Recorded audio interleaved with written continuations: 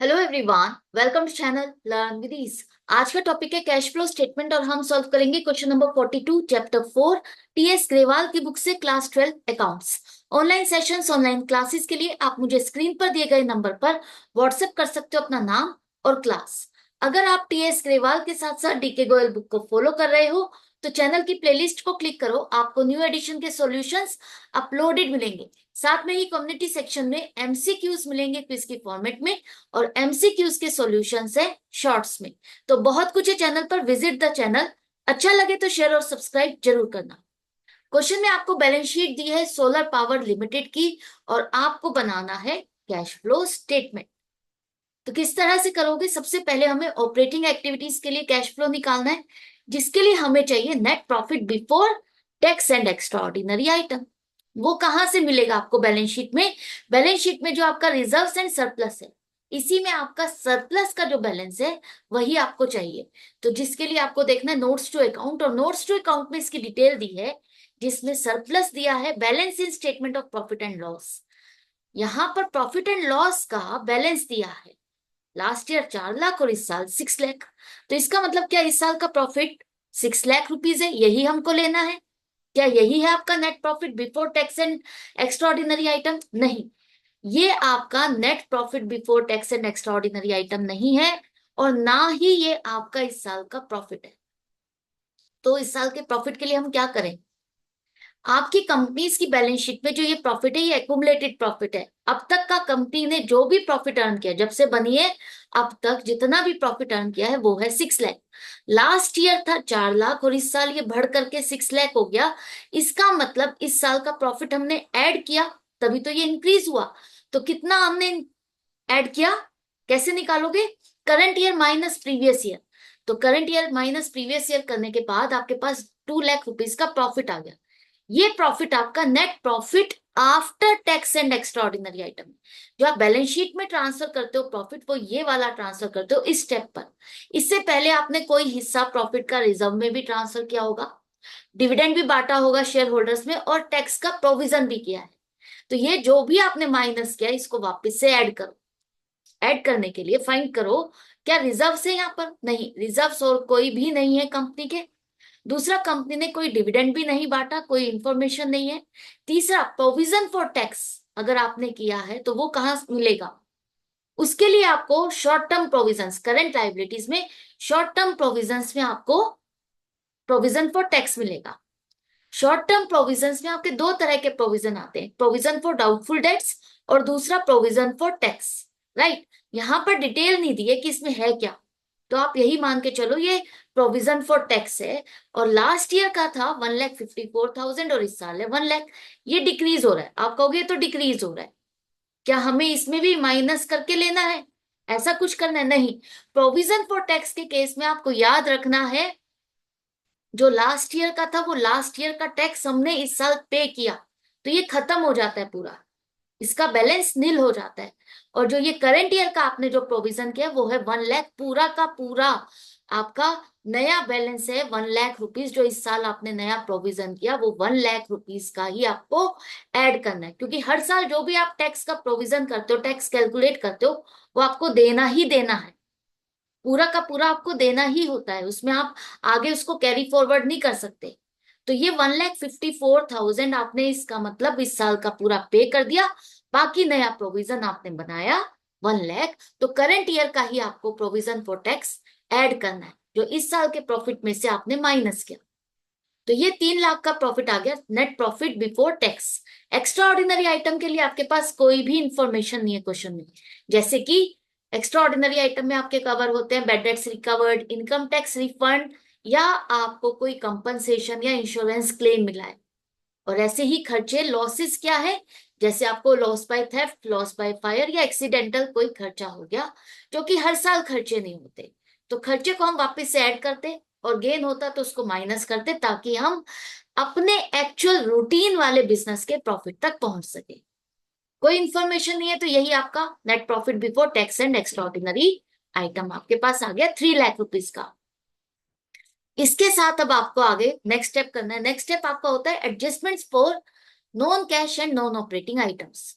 Non cash में आता है आपका वो खर्चे या इनकम जिसके लिए आपने किसी को पेमेंट नहीं की, या इनकम के लिए आपको कोई पेमेंट रिसीव नहीं हुई, कैश रिसीव नहीं हुआ, ऐसा कौन सा खर्चा है?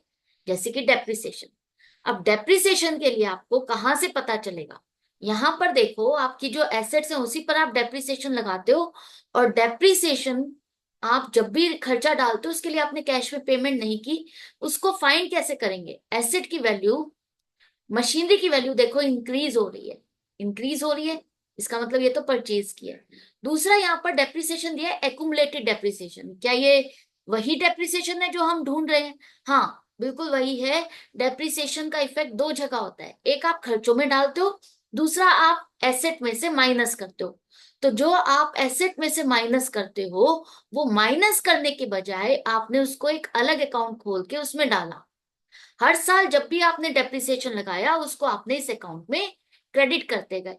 मतलब ये जो मशीनरी है ये आपकी एट कॉस्ट है, जिस वैल्यू पर आपने इसको परचेज किया ये वो अमाउंट है, और अब तक इस पर जितना डेप्रिसिएशन आप लगा चुके हो वो ये अमाउंट है, राइट? तो एक्यूमुलेटेड डेप्रिसिएशन अकाउंट को आपको बनाना होगा। आप कहोगे क्यों, हम ये डिफरेंस ले लेते हैं 1 लाख रुपीज का, यही तो डेप्रिसिएशन है। नहीं, यहाँ पर देखो एक एसेट हमने बेची भी है, मशीनरी, एक पीस ऑफ मशीनरी बेचा भी है जिस पर एक्यूमुलेटेड डेप्रिसिएशन था 32,000। तो सबसे पहले देखो, एक्यूमुलेटेड डेप्रिसिएशन का क्रेडिट बैलेंस होता है क्योंकि हम इसे एसेट में से माइनस करते हैं, और डेबिट बैलेंस होता है आपकी एसेट का। अगर आप इसमें से माइनस करते हो इसका मतलब इसका बैलेंस क्रेडिट है। तो 3 lakh rupees opening credit side पे लिखो, क्लोजिंग लिखोगे 4 लाख डेबिट साइड पे। इसके बाद अगर आपने किसी एसेट को बेच दिया और उस पर जितना भी आपने डेप्रिसिएशन लगाया वो आपका इसमें इंक्लूडेड है, अब वो एसेट आपके पास नहीं है तो वो आपको यहाँ से उसका, उससे रिलेटेड डेप्रिसिएशन भी आपको यहाँ से हटाना होगा। क्यों हटाना होगा? क्योंकि क्योंकि अगर आप इसमें इंक्लूडेड रखोगे तो वो आपको रॉन्ग पिक्चर देगा। इस बैलेंस का मतलब है कि आज की डेट में जो आपके पास एसेट है उस पर हमने इतना डेप्रिसिएशन लगाया, जो बेच दी वो अब एसेट आपके पास नहीं है, मशीनरी नहीं है, तो उसका डेप्रिसिएशन भी हटाना होगा। तो 32,000 आप यहाँ पर डेबिट करोगे कि ये मशीनरी हमने बेच दी, उससे रिलेटेड डेप्रिसिएशन माइनस हो गया। तो इस साइड का टोटल देखो आपका कितना आ रहा है, 4,32,000, और उस साइड का टोटल है आपका 3 लाख। तो इसका मतलब जो डिफरेंस आएगा वो आपका 1,32,000 इस साल का जो डेप्रिसिएशन फर्दर आपने डाला। तो 1,32,000 का डेप्रिसिएशन है आपका, 1 लाख नहीं। इसके बाद साथ के साथ मशीनरी अकाउंट भी बना लो। डेबिट बैलेंस है आपका, मशीनरी का एसेट है तो डेबिट साइड पे लिखो 20 लाख, क्रेडिट साइड पे लिखो 25,40,000। अब जो एसेट आपने बेच दी वो अब आपके पास नहीं है, उसकी कॉस्ट क्या था, 48,000, जो कि इसमें इंक्लूडेड है। हमें 48,000 एसेट बेचने पर वो अमाउंट यहां से हटानी है।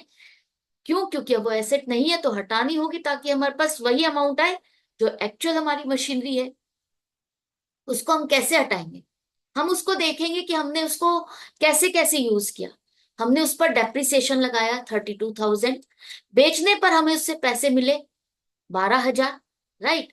अब देखो 48,000 की मशीनरी थी जिस पर 32,000 का आपने डेप्रिसिएशन लगाया, तो 48 माइनस 32,000 करते हो तो कितना अमाउंट बचता है, 16,000। मतलब जिस डेट को आप बेचने जा रहे हो उस डेट को इसकी वैल्यू है 16,000।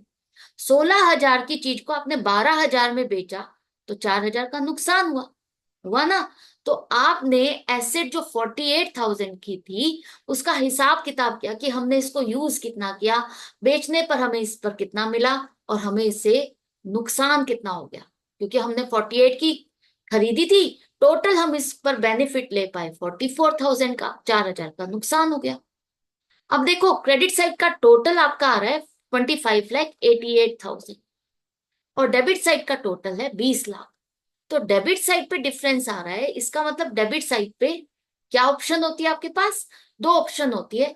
या तो आपने एसेट को परचेज किया, मशीनरी और परचेज किए, दूसरा आपने अगर एसेट को बेचा, मशीनरी को बेचा, तो उस पर आपको प्रॉफिट हुआ। अब मशीनरी को बेचा तो है लेकिन उस पर हमें लॉस हुआ है, प्रॉफिट तो हुआ ही नहीं। तो गेन वाली ऑप्शन तो खत्म हो गई, सेकंड ऑप्शन परचेज की रह गई। आपने जो मशीनरी खरीदी है वो 5,88,000 की है, बाकी बैलेंस यहाँ पर आ गया 25,88,000। अब सारी इंफॉर्मेशन आपके पास आ गई। देखो, अब आपके पास जो आपने डेप्रिसिएशन लगाया 1,32,000 नॉन कैश आइटम है, इसलिए आप इसको वापस से ऐड करोगे, इसकी वजह से कैश का आउटफ्लो नहीं हुआ। इसी तरह से आपकी intangible asset goodwill last year थी 2,24,000, इस साल रह गई 80,000। इसका मतलब हमने ये बेची नहीं है, सेल नहीं की। अगर ये लेस हो रही है, डिक्रीज हो रही है, तो गुडविल हमने सेल नहीं की। जब तक इंफॉर्मेशन ना हो क्वेश्चन में, आप ये मान के चलोगे कि हमने इसको बेचा नहीं है, हमने इसको राइट ऑफ किया है। राइट ऑफ किया मतलब खर्चों में डाला। गुडविल तो हमने बहुत पहले खरीदी थी और आज हम इसे खर्चों में ट्रांसफर कर रहे हैं, और ट्रांसफर करने पर आपको कैश का इनफ्लो नहीं होता या आउटफ्लो नहीं होता, राइट। तो ये 1,44,000 वापिस से ऐड कर दो। अब आप कहोगे तो है तो खर्चे ही, ऑपरेटिंग एक्टिविटी से रिलेटेड है, तो फिर भी हम इसको वापस से ऐड क्यों करें? हम क्योंकि अपने उस प्रॉफिट तक पहुंचना चाहते हैं जो हमने कैश में अर्न किया। हम अपने सारे नॉन कैश आइटम से रिलेटेड खर्चे इनकम हटा करके कैश में कितना प्रॉफिट अर्न किया हम वो जानना चाहते हैं, राइट। तो ये दो चीजें हो गई, ये तो हो गई नॉन कैश। इसके बाद आपने एसेट को बेचा है, एसेट को बेचा ना, मशीनरी को बेचा, उस पर लॉस आया 4,000 रुपए का, जो कि आपने प्रॉफिट एंड लॉस में ही लिखा होगा। अब एसेट को बेचना और खरीदना आपकी कौन सी एक्टिविटी है? Investing activity. तो वो ऑपरेटिंग एक्टिविटी तो है नहीं। नॉन ऑपरेटिंग एक्टिविटी से रिलेटेड मतलब इन्वेस्टिंग एक्टिविटी या फाइनेंस एक्टिविटी से रिलेटेड जो भी खर्चे या इनकम आपने प्रॉफिट एंड लॉस में डाले हैं, वो यहां से आपको हटाने। तो कैसे? जो लॉस हुआ आपको, वो आपने प्रॉफिट एंड लॉस में खर्चों में डाल दिया कि 4,000 का नुकसान हुआ, लेकिन वो है तो आपका ऑपरेटिंग एक्टिविटी का नहीं, इन्वेस्टिंग एक्टिविटी का है। तो हमें इसे वापस से ऐड करना होगा, भाई ये हमारे डिपार्टमेंट का नहीं है, वापस से ऐड करो। इसी तरह से अगर आपने कहीं से लोन लिया, जो कि फाइनेंस एक्टिविटीज में कवर होता है, आप देखो लॉन्ग टर्म बोरोइंग्स में आपको लोन की फिगर दी है, लेकिन उस पर इंटरेस्ट का रेट नहीं दिया। अगर इंटरेस्ट का रेट दिया होता तो हम कैलकुलेट कर सकते थे कि हमने इस पर इंटरेस्ट भी दिया होगा, वो खर्चा भी हम प्रॉफिट एंड लॉस में डालते हैं। लेकिन वो खर्चा आपका ऑपरेटिंग एक्टिविटी से रिलेटेड नहीं है, तो इसका मतलब वो फाइनेंस एक्टिविटी से रिलेटेड है, तो हमें यहां से माइनस करना है। ऐसा कोई इंफॉर्मेशन नहीं है तो हम उसको भूल जाते हैं। सिर्फ आपको समझा रही थी कि आपको कहाँ कहाँ कौन कौन से पॉइंट पर ध्यान देना है। अब loss on sale of machinery आपका नॉन ऑपरेटिंग आइटम भी है और नॉन कैश आइटम भी है। एक तरह से समझो, अगर आपको लॉस हुआ 4,000 का, आपने ये खर्चा डाला, क्या किसी ने आपको इसके लिए पेमेंट दी है, या आपने इसको किसी को पेमेंट किया भाई मेरे को नुकसान हो गया तो इतना 4,000 रुपए लो? नहीं ना, आपने किसी को पेमेंट तो की नहीं। तो ये नॉन कैश भी है और नॉन ऑपरेटिंग आइटम भी है, तो हम इसको वापस से ऐड करेंगे और टोटल आइटम हो गए ऐड करने वाले 2,80,000। इसके बाद जो आपका आता है operating profit before working capital changes 5,80,000। अब हम करेंगे अपने करंट एसेट और करंट लाइबिलिटीज में जो चेंजेस आए उसका क्या इंपैक्ट होगा। तो सबसे पहले करंट लाइबिलिटीज में आपका ट्रेड पेबल्स है, जो कि लास्ट ईयर से डिक्रीज हो गया, 50,000 से डिक्रीज हो रहा है। डिक्रीज होने का मतलब है क्या? ट्रेड पेबल्स का मतलब क्रेडिटर्स और बिल्स पेबल, जिनसे आपने सामान उधार में खरीदा था, अब आप उनको पेमेंट कर रहे हो, कम हो रहे हैं, इसका मतलब आपने पेमेंट कर दी। पेमेंट करोगे तो क्या होगा?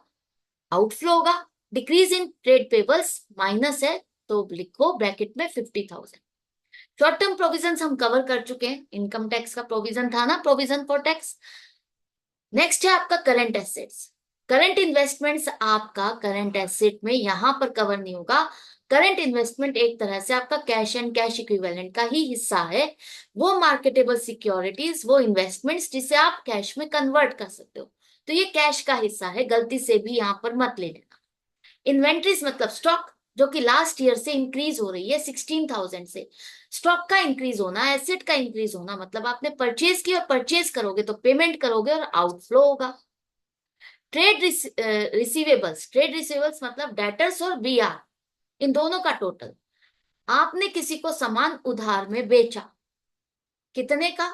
बढ़ गया है ना, ये इंक्रीज हो गया, 54,000 का इंक्रीज हो गया, मतलब आपने सामान उधार पे बेचा, पेमेंट नहीं मिली, तो एक तरह से आपने उस पर्सन को, उस डेटर को लोन दिया है। लोन दिया तो क्या होगा? आउटफ्लो होगा 54,000 का माइनस। तो सभी चीजों को आप प्लस करते हो तो नेगेटिव का आ गया 1,20,000। अब माइनस करने के बाद जो फिगर आएगी वो अब आपकी आएगी cash generated from operating activities 4,60,000। यहां पर हम कैश फ्लो क्यों नहीं लिख रहे, क्योंकि अभी और भी एक्टिविटी बाकी है जो आपने इस साल टैक्स पे किया, लास्ट ईयर का आपने टैक्स पे किया है। जैसा कि मैंने आपको बताया, हर साल हम अपनी बुक्स को कब क्लोज करते हैं, फाइनेंशियल ईयर क्लोज होने पर 31 मार्च के बाद हम उस अपनी बुक्स को क्लोज करके टैक्स को कैलकुलेट करते हैं, प्रॉफिट को कैलकुलेट करते हैं, फिर उस पर टैक्स कैलकुलेट करते हैं, जो कि हम 31 मार्च को पे नहीं कर पाते, नेक्स्ट ईयर में ही जाकर के पे करेंगे। राइट, तो वो नेक्स्ट फाइनेंशियल ईयर में आ गया, तो लास्ट ईयर का जो टैक्स आपने पे किया उसकी वजह से कैश का आउटफ्लो हुआ, तो वो आप यहाँ पर दिखाओगे लेस टैक्स पेड 1,54,000। इस साल का तो हमने शुरू के प्रॉफिट में ऐड किया था कि हमने अपने प्रॉफिट को कम कर दिया था इतनी अमाउंट से, तो वापस से ऐड कर दिया। अब ये जो टैक्स पे कर दिया, इसके बाद आपके पास आ गया cash flow from operating activities 3,06,000। Outer column में लिखो पॉजिटिव है, इसलिए इसका मतलब है इनफ्लो, इस एक्टिविटी से आपके पास इनफ्लो हुआ है, कैश का बैलेंस इंक्रीज हुआ। नेक्स्ट आपकी आती है इन्वेस्टिंग एक्टिविटीज। इन्वेस्टिंग एक्टिविटीज में सेल और परचेज कवर होता है, आपका एसेट का सेल और परचेज। तो एसेट में आपकी नॉन करंट एसेट आएगी, करंट एसेट हम कवर कर चुके हैं ऑपरेटिंग एक्टिविटीज में। तो इसमें प्रॉपर्टी प्लांट एंड इक्विपमेंट की डिटेल आपको कहां से मिलेगी, नोट्स टू अकाउंट में, और जहां से लेकर के हमने मशीनरी अकाउंट को बनाया, हमने वहां से फिगर्स निकाली कि हमने एसेट को बेचा, मशीनरी को बेचा 12,000 में, और हमने परचेज भी की जिसकी वजह से आउटफ्लो हुआ 5,88,000। और कोई आपकी एसेट नहीं है, ये तो डिक्रीज हुई है, इंटेंजिबल डिक्रीज हुई है, राइट ऑफ हुई है। राइट, तो बाकी अब यहाँ पर आपका आ गया cash used in investing activities 5,76,000, मतलब कैश का आउटफ्लो हुआ इस एक्टिविटी में। इसके बाद आपका आता है फाइनेंस एक्टिविटीज। फाइनेंसिंग एक्टिविटीज में आपकी कौन सी एक्टिविटीज कवर होती है, वो एक्टिविटीज जहां से आपने फंड्स को अरेंज किया। तो शेयर कैपिटल आपकी इंक्रीज हो रही है, लास्ट ईयर से 2 लाख रुपीज से इंक्रीज हो गई, इसका मतलब इस साल आपने शेयर्स और इशू किए, शेयर्स इशू करोगे तो पब्लिक से पैसा आएगा, फंड्स का इनफ्लो होगा। इसी तरह से लॉन्ग टर्म बोरोइंग्स वो भी आपकी इंक्रीज हो गई, 1,40,000 से इंक्रीज हो रही है, इसका मतलब आपने और लोन लिया है, फर्दर लोन लिया, तो फंड्स का आपका इनफ्लो हुआ। पेमेंट आपने कुछ और की नहीं है, करंट लाइबिलिटीज आप कवर कर चुके हो, इसमें कवर नहीं होगा, तो 3,40,000 का इनफ्लो हुआ। Cash flow from financing activities 3,40,000। Right, clear है, अच्छे से समझ में आ गया। तीनों एक्टिविटीज का आप इनफ्लो आउटफ्लो सब निकाल चुके हो, तो तीनों एक्टिविटीज के वजह से आपका कैश का बैलेंस इस साल बढ़ा या घटा, कैसे फाइंड करोगे। देखो यहां पर तीनों एक्टिविटीज का आपके पास आ गया, 3,06,000 ऑपरेटिंग है, इन्वेस्टिंग है 5,76,000, फाइनेंसिंग है 3,40,000। तो तीनों का प्लस माइनस करने के बाद पॉजिटिव आ रहा है 70,000।